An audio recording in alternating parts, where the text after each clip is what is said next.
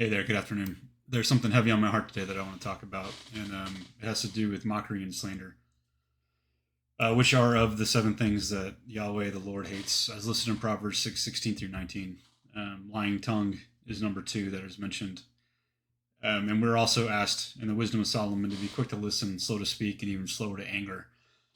Yeshua's teachings on mockery and slander are deeply rooted in ethics of speech, dignity, and the heart's intent. While he doesn't use the modern terms of mockery and slander, often his words, actions, and actions speak volumes. Yeshua himself was mocked by Roman soldiers, religious leaders, and even passerbys during his crucifixion. Matthew 27, 29 through 31, 39 through 44. Yet he never retaliated. Instead, he responded with silence, compassion, and ultimately forgiveness. Father, forgive them, for they do not what they do. Luke 23:34. He also taught, blessed are you when people insult you, persecute you, and falsely say all kinds of evil against you because of me. Matthew 5:11. This flips the script on mockery. It becomes an honor when you are enduring for righteousness. His response models non-retaliation and a strength and divine perspective, which we should aim for. Slander by definition is false and malicious speech. It is directly opposed to the true-centered ethic Yeshua taught. He upheld the Torah's commandment not to bear false witness in Exodus 20:16, and he warned, "But I tell you that everyone will have to give account on the day of judgment for every careless word they have spoken." Matthew 12:36. Jesus also says, what comes out of the mouth proceeds from the heart, and this defiles a person. Matthew 15:18. And this is really the heart of the matter, and this is what God has put on me today and what I want to speak to. Slander isn't just a social offense, which is bad enough as it is. It's spiritual. And what we don't understand, or I didn't understand, and I want to share because I know that it's confusing for everybody. You attack somebody slanderously and you think that you feel better. But really, what you're doing is you're attacking yourself, because it reveals a corrupted inner state that you have, and that existing within you, by definition, is a distance that you have from God. And so, what calls to me is I don't want to speak slanderously, and I don't want to mock anyone, even if it's funny, even if it's meant to be funny. Because all that means is there's something inside that I haven't processed, and there's something inside that is separating me from where I want to be. And where I want to be is one with God through Christ consciousness, through unity consciousness. And so to me, there's a deeper meaning here of Yeshua's emphasis is always on transformation from within. He doesn't just say, don't mock, don't slander. He calls you for your heart to be so connected with him that it is then so full of love, humility, and truth that saying such things or such speech is unthinkable to self, because we want to have God's mind. Well, if we have God's mind and we don't have God's heart, then garbage is going to come out of our mouth. And what I really like to do is reflect on Solomon's wisdom, which is like a tuning fork for the soul through discernment. It helps us resonate with truth and clarity and restrain in a world often ruled by noise. When it comes to modern communication, Solomon's insights are surprisingly sharp and relevant. Example, choose words with purpose. Pause and think about your words, and then respond the way that you want to through aligned action rather than reacting. From Proverbs 15:2, we get the tongue of the wise adorns knowledge, but the mouth of the fool gushes folly.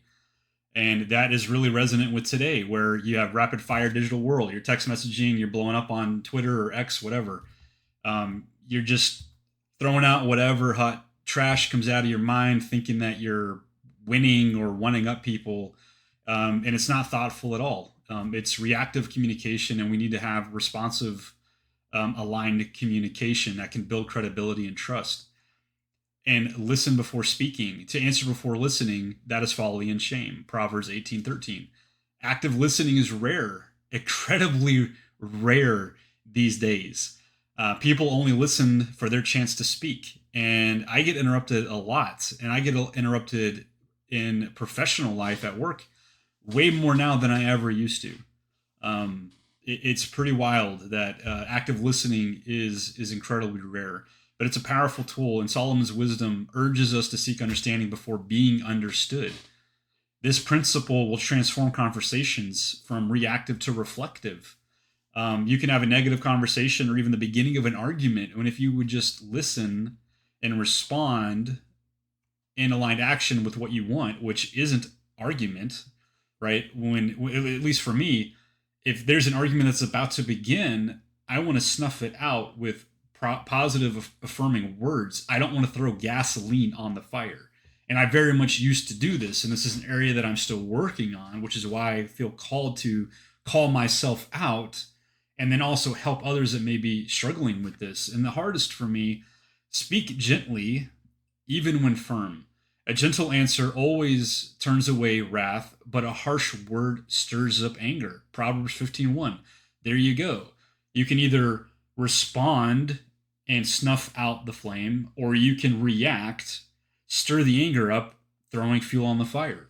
Whether this is a conflict resolution, leadership, any kind of debate, if it's me talking with my children, if it's you speaking with your parents about a difficult topic, or your loved one, your spouse, your partner, Solomon teaches that gentleness isn't weakness, it's strategic strength. It's deliberate intention in response to your aligned action of what you ultimately desire as the outcome.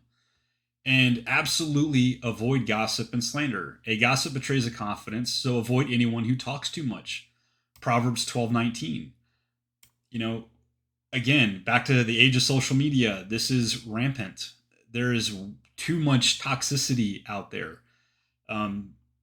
Being present in those situations to avoid it is going to serve you incredibly well. And it's going to keep debts off of you that you aren't even intending to accrue and keep you free and connected to God, which allows for joy and space for God to work in your life. If you get on a social media website and you just fill your heart and your mind with trash, then you're occupied with all this waste that no good can come from. You need to flush it out and allow for God to work. And something that I have learned to truly appreciate lately in the past couple months is valuing silence.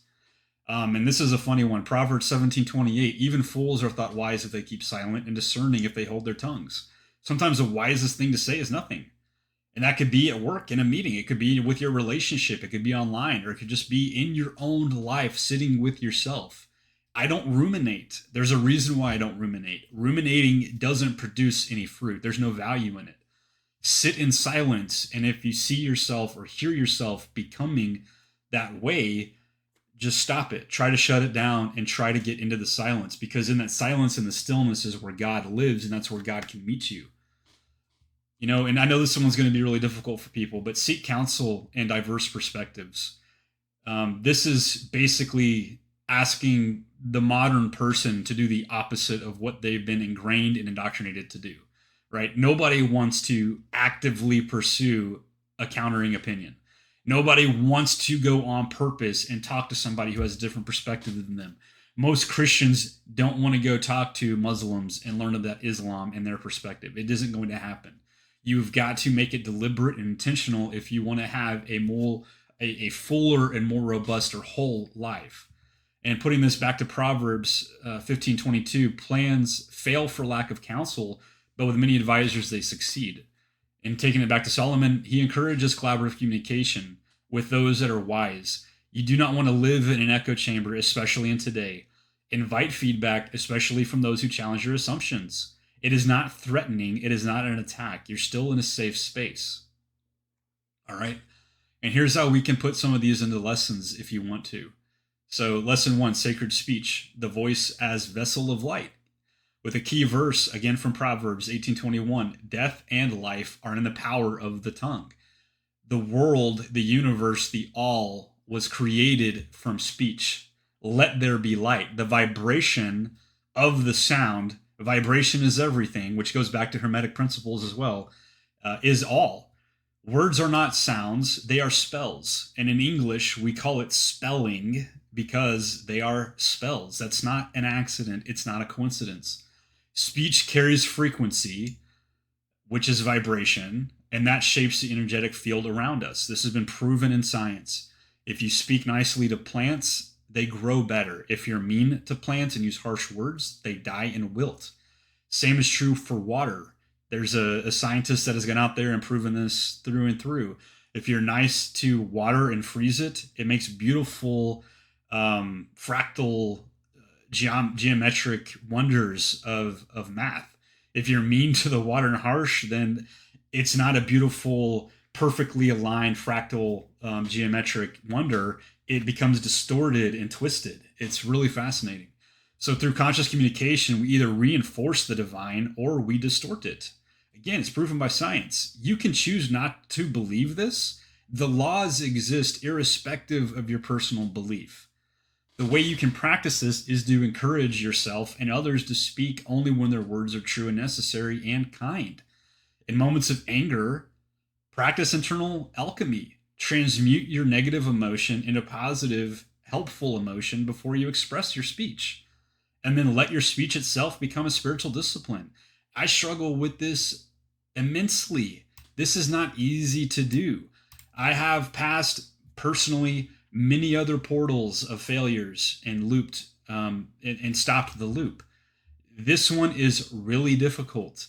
When you have wisdom, when you know better than other people, and you know through confidence who you are, it is very easy to want to speak and destroy people. Don't. Call yourself back to humility. Sit in the stillness until you can resonate and respond in the truth that aligns with who you are. If you do a well-aligned action in all these other areas, but speech is one that you struggle with, then think about how you succeed in these other ones and then cultivate the same so that you can do the same with speech and give life through speech.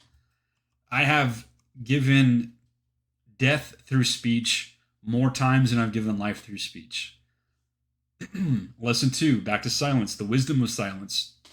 Entering the temple within, that's your inner body, that's your temple in the mind and the heart.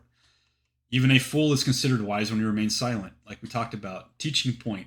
Silence is the sanctuary where wisdom is born. In a noisy world, the one who cultivates inner stillness becomes magnetic, discerning, and truly sovereign. If your mind is full of chaos and noise and they did that to me and they did this, can you believe they did that? Or why did they get this when I don't get that? La la la la la la la. That's just a bunch of toxic noise in your head. God can't work in that, and you can't really work in that either. You're just going to be on autopilot. You're going to go through the motions because it's just a bunch of noise and chaos and you don't know what to do with it. When you breathe,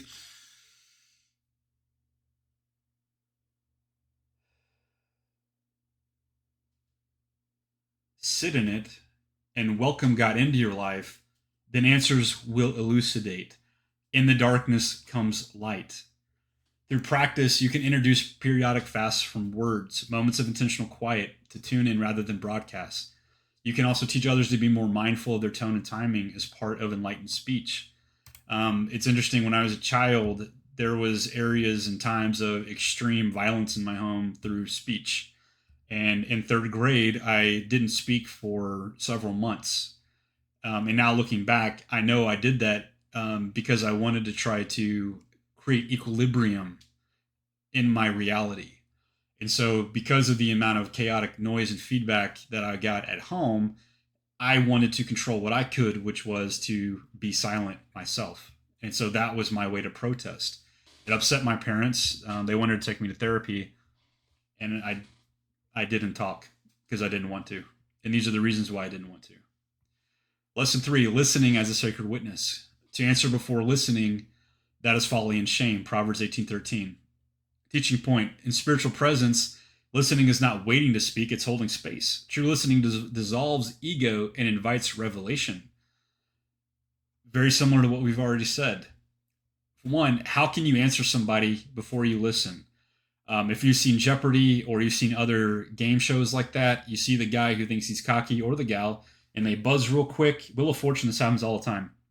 They buzz real quick and they say out something that's completely nonsense, and they lose. They don't win anything, and they feel guilty. You can see it in their face, and they look goofy to me. And I usually mock those people, and that's what I'm talking about. Me personally, when I'm watching those things, which is not very often anymore, I'm not going to mock or dismay those things because it's really not in my spirit and it doesn't serve any purpose to me. They made a mistake. If they were wiser, they would have waited until they knew the answer instead of just speaking out of haste. Practicing model active embodied listening. If you can show others active listening, then they can learn from you. If you don't and you demand it from others, then you are a fool. So if you can't do it yourself first, don't speak to it. This goes back to Don't talk about the splinter in my eye when you have a plank 2x4 in your own eye. All this stuff feeds back into itself. But active embodied listening is fantastic. And if you can do it in small ways, it can grow into larger ways and it will transform your life. It will also transform your relationships around you in ways that you can't understand until you do it. Lesson 4, discerning whispers, avoiding gossip and slander. A gossip betrays a confidence, so avoid anyone who talks too much. Proverbs 20:19. This is incredibly powerful in community, at your church, at school, if you go to school, or if you're a teacher and you have a peer group, or at work. You know, if I have vendors on site to talk to, and all they're doing is gossiping, I'm not really going to do business with them. It's a real turnoff professionally. So if you're somebody who gossips and maybe you're young in your career or you're seasoned in your career, stop doing it. It's really unattractive to powerful leaders. You're going to get yourself in a position one day where if you don't learn this lesson, you're going to learn it the hard way. It's going to burn you. This is something that can burn you real hard. And also gossiping. When you gossip, you invite rebuke upon yourself, and you also you bring in the Lord's judgment because this is something that God hates. It's spoken to. There are 7 things in Proverbs 16 through 19, like I already said, that he hates. God does not use the word hate lightly, and he hates gossip. I mean, I don't gossip because that's about as simple as it gets. Gossip is counterfeit connection. It erodes spiritual integrity and sows discord in the field. Another way this can come up is I have a neighbor who's fairly difficult, and I'm not gossiping about them. They're difficult people. And there was an example that came up the other day. He came over and he just complained about a neighbor. And I did not embark in the conversation. Trying to initiate connection with somebody through complaining is false. You need to find a better way to connect with people. Complaining or bitching and moaning is not a way to connect with people or to build a foundation with somebody. Instead, practice establishing energetic hygiene around speech. Teach how to redirect conversations towards compassion. Frame the refusal to gossip as a warrior's act, protecting both the speaker and the subject. And in a lot of ways, this is also a lesson for gratitude.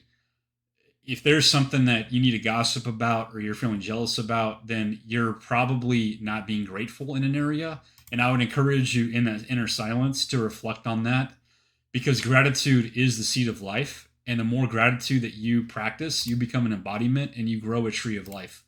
Gratitude is a root of all good in all ways through everyone's life and the universe. Lesson 5, the gentle tongue as spiritual authority.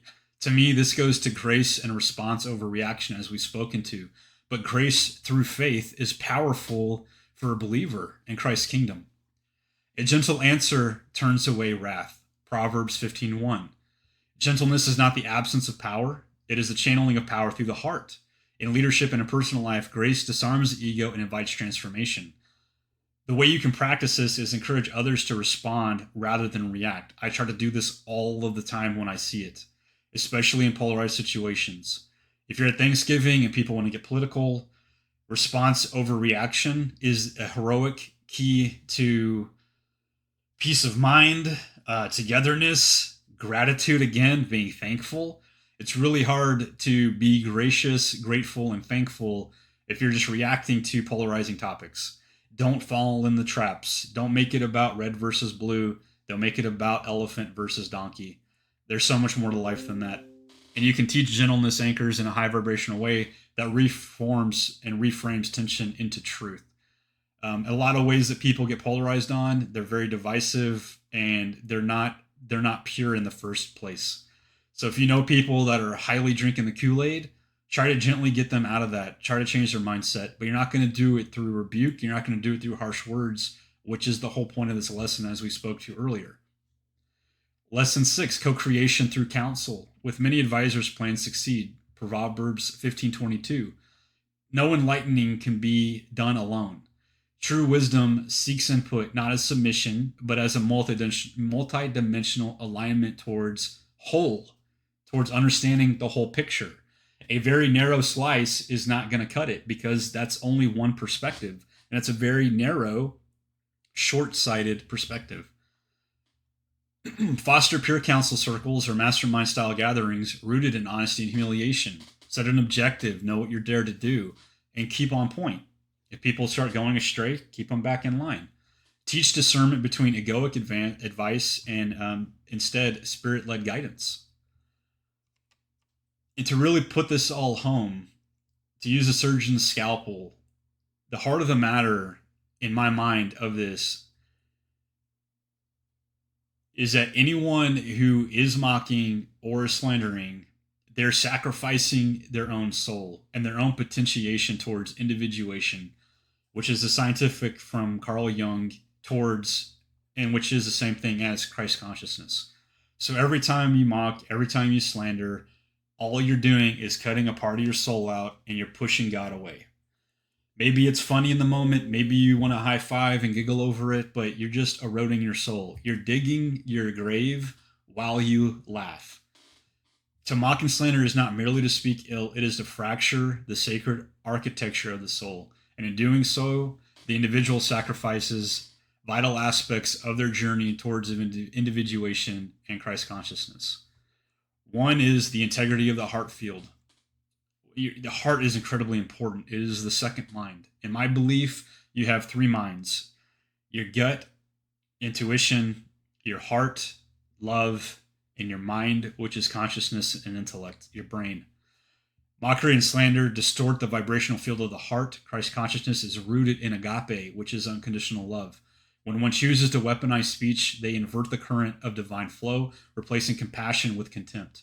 Out of the abundance of the heart, the mouth speaks. Matthew 12:34. How you can sacrifice towards this: the heart becomes a vessel of fragmentation rather than unity, severing the soul's alignment with the logos, the divine ordering principle. So whenever you partake in mockery and slander, you are sacrificing your heart. Let that resonate with you. Let that hit home.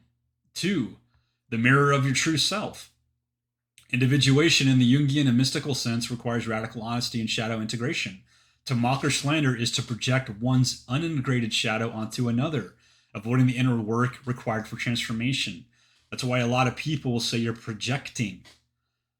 A lot of people project without knowing it. You accuse somebody of being a nasty thing, you are projecting your insight out onto them because you are ashamed of yourself. But instead of sitting in it, you want to project it on others, and you think that that makes you feel better because you can blame them for the action instead of taking accountability for yourself. So in sacrifice, the soul forfeits the mirror of self-awareness every time you mock or slander. Instead of becoming whole, it becomes hollow, defined by reaction, not aligned action, which leads to revelation. So you're sacrificing your soul in this way. If you have repeated themes in your life where you continuously spew filth from your mouth, sit down in the stillness and root it out. Be vulnerable and accountable to yourself instead of blaming other people, and to your God, and do the work. Some call this the dark night of the soul. Carl Jung calls it shadow work. And in the future, I'll write an episode on shadow work. I have conducted half a dozen or so deep shadow work sessions on myself.